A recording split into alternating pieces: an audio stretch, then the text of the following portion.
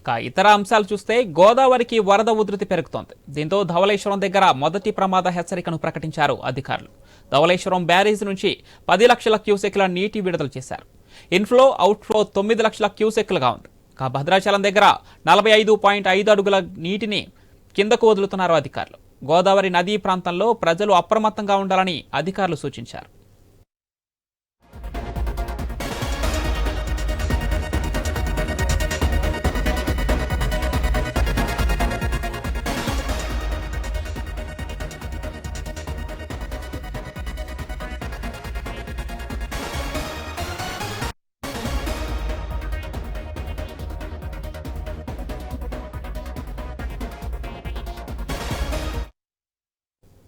గోదావరికి వరద ఉధృతి పెరుగుతోంది. దీంతో ధవళేశ్వరం దగ్గర మొదటి ప్రమాద హెచ్చరికను ప్రకటించారు అధికారులు.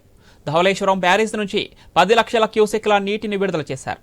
ఇన్ఫ్లో అవుట్ఫ్లో 9 లక్షల క్యూసెక్లుగా ఉంది. ఇక భద్రాచలం దగ్గర 45.5 అడుగులకు చేరింది గోదావరి. దీంతో నీటిని కిందకు వదులుతున్నారు అధికారులు. గోదావరి నదీ ప్రాంతంలో ప్రజలు అప్రమత్తంగా ఉండాలని అధికారులు సూచించారు.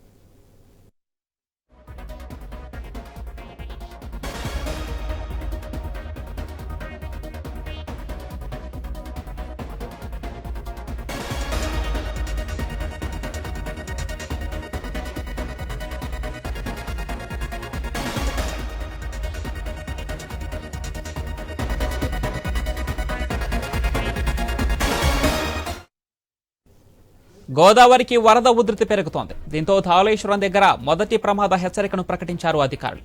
ధవళేశ్వరం బ్యారేజ్ నుంచి 10 లక్షల క్యూసెక్ల నీటిని విడుదల చేశారు. ఇన్ఫ్లో అవుట్ఫ్లో 9 లక్షల క్యూసెక్లుగా ఉంది. అటు భద్రాచలం దగ్గర 45.5 అడుగులకు చేరింది గోదావరి. దీంతో నీటిని దిగువకు వదులుతున్నారు అధికారులు. గోదావరి నదీ ప్రాంతంలో ప్రజలు అప్రమత్తంగా ఉండాలని అధికారులు సూచించారు. గోదావరి నదీ ఉధృతికి సంబంధించి మరింత సమాచారం మా ప్రతినిధి గణేష్ ఫోన్ లైన్ అందిస్తారు. ఎస్ గణేష్. అంటే నిన్న మధ్యాహ్నం నుంచి గోదావరి ఉధృతి పెరగడం జరిగింది.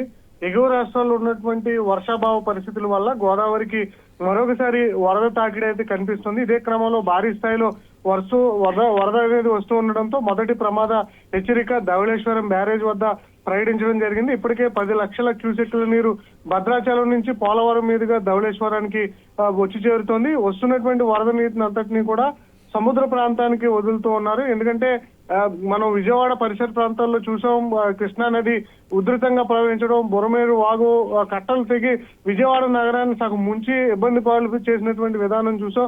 ఇదే క్రమంలో మరొకసారి అలాంటి పరిస్థితులు రాకుండా విధంగా ముందస్తుగానే అధికారులను రాష్ట్ర ప్రభుత్వం నిన్న మధ్యాహ్నం నుంచి కూడా అలర్ట్ చేయడం జరిగింది. దీంతో జిల్లాల కలెక్టర్లు మొత్తం 6 జిల్లాల కలెక్టర్లతో రివ్యూ మీటింగ్ ఏర్పాటు చేశారు. దీంతో 6 జిల్లాల కలెక్టర్లు ఆయా ప్రాంతాల ప్రజలను అలర్ట్ చేసి ఇబ్బంది లేకుండా, ప్రాణ నష్టం లేకుండా చేయడం జరిగింది. ప్రస్తుతం 10 లక్షల క్యూసెక్ల నీరు దిగువకు విడుదల వస్తుండడంతో మొదటి ప్రమాద హెచ్చరిక అయితే జారీ చేశారు. ప్రజలు అప్రమత్తంగా ఉండాలని చెప్పి ఇప్పటికే హెచ్చరికలు అయితే కొనసాగిస్తూ ఉన్నారు.